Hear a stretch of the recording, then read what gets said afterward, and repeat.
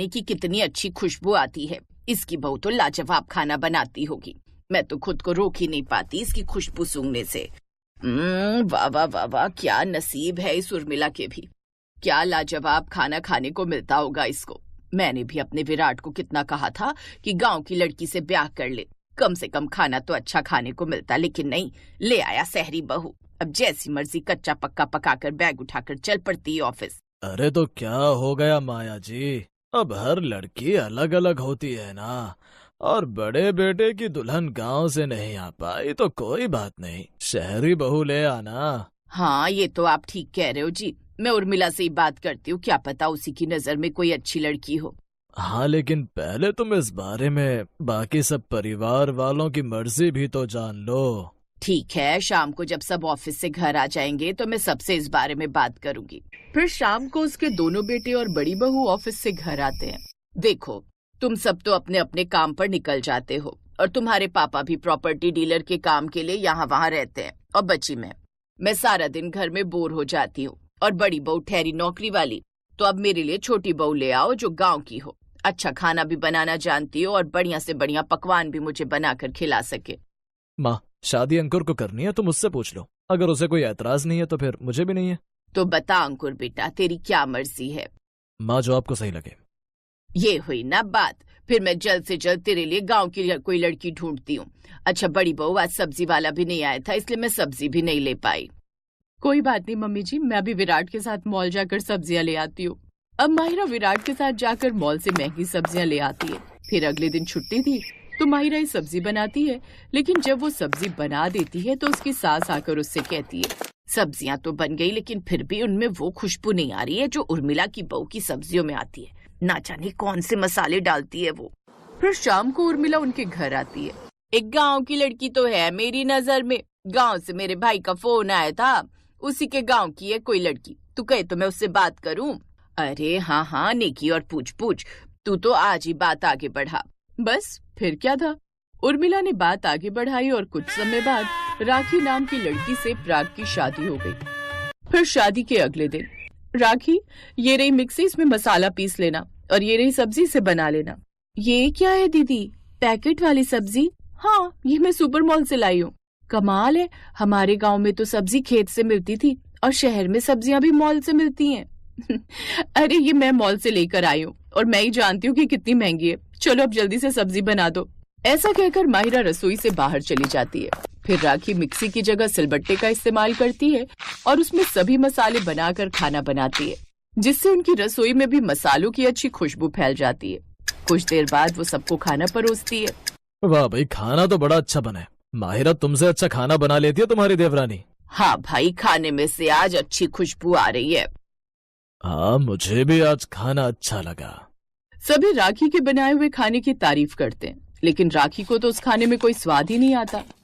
सबको ये खाना अच्छा लग रहा है, लेकिन इसमें तो कोई स्वाद ही नहीं।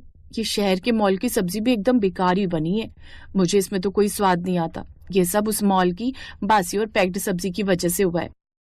जैसे तैसे मन मारकर वो खाना खाती है। ऐसे कुछ दिन बीतते हैं। अब राखी घर पर अपनी सास के साथ ही रहती। राखी ने अब घर की सारी जिम्मेदारी संभाल ली थी।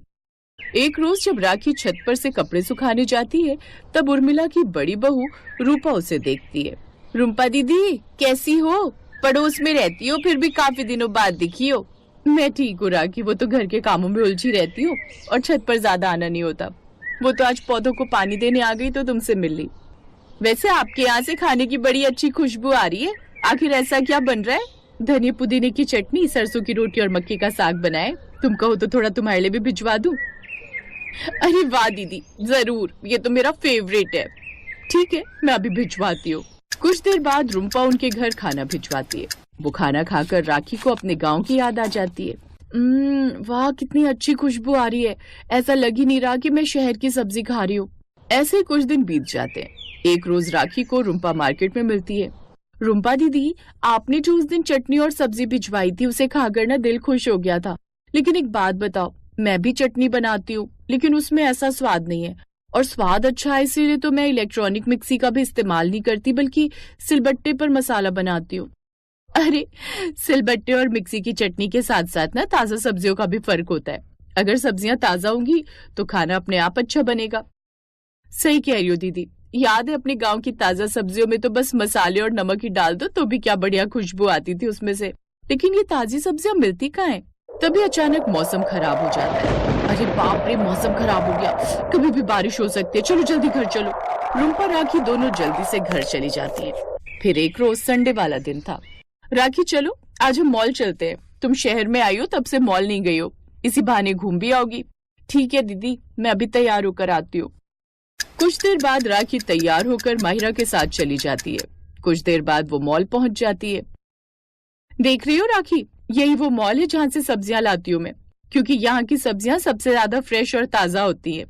भला ये कैसी ताजा और फ्रेश सब्जी है दीदी? ये तो पैक्ड है और वो भी ना जाने कितने दिनों की, इसमें तो कोई खुशबू भी नहीं आ रही। आप कभी मेरे गांव चलना, तब मैं दिखाऊंगी कि ताजा सब्जियां कैसी होती हैं। नहीं नहीं नहीं नहीं, मुझे कहीं जाने की जरूरत नहीं है। तुमने कभी ताजा सब्जियां देखी नहीं ना, इसलिए ऐसी बातें कर रही हो। इससे बेहतर सब्जी कहीं नहीं मिल सकती है। मैंने कई मॉल से सब्जियां ली हैं। चलो अब सब्जियां लो और घर चलो। कुछ देर बाद मॉल घूमकर और सब्जियां लेकर वो लोग घर चली जाती हैं। फिर एक रोज राखी जब घर के बाहर झाड़ू लगा रही थी, तभी उसे कुछ औरतें सब्जी लाती हुई दिखाई देती हैं। उनके हाथ में मूली और कुछ सब्जियां भी थी। बहन, ये सब्जियां तुम कहाँ से ला रही हो? ऐसा लग रहा है कि एकदम ताजी और फ्रेश हैं। हाँ, ये यहाँ से 6 किलोमीटर दूर यमुना नदी पड़ती है, जिसके आसपास 2-3 खेत हैं।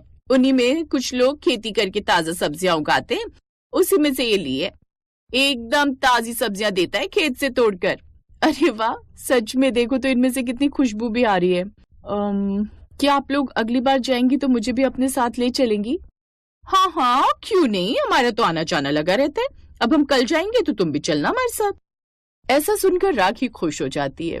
फिर अगले दिन जब नीलिमा और सब्जी लेने के लिए जाने लगती है तो राखी को भी आवाज देती है, राखी बहन, हम सब्जी लेने जा रहे हैं, चलना है तो तुम भी चलो हमारे साथ। सब्जियां लेकर खुशी खुशी राखी घर आ जाती है। शाम को वो जब ताजी सब्जी पूरी के साथ घर वालों को परोसती है तो सब बड़े खुश हो जाते हैं। आज तो कमाल हो गया, कितनी अच्छी सब्जी बनी है और ये पूरी तो जबरदस्त लग रही है इसके साथ। हाँ, गांव वाली बहू की सब्जी पूरी ने तो कमाल कर दिया। सच में बड़ा ही अच्छा स्वाद है इसका। लेकिन एक बात बताओ, ये सब्जियां तो मैं इस बार मॉल से लाई भी नहीं थी, तो फिर ये कहाँ से आई? दीदी, ये मैं लाई हूँ, वो भी खेत की ताजा सब्जी। पड़ोस की नीलिमा है ना, उन्हीं के साथ गई थी, उन्होंने ही बताया था। और जितने की आप मॉल की एक सब्जी लाती हो ना, उतने में वहाँ 3-3 सब्जियां मिल जाती हैं। मतलब ताजी सब्जी भी खाओ और दाम भी कम दो। हाँ दीदी, और माँ जी आपको पता है, मुझे पता चला है कि पड़ोस की रुम्पा दीदी भी वहीं से सब्जी लाती हैं। ठीक है, तो अब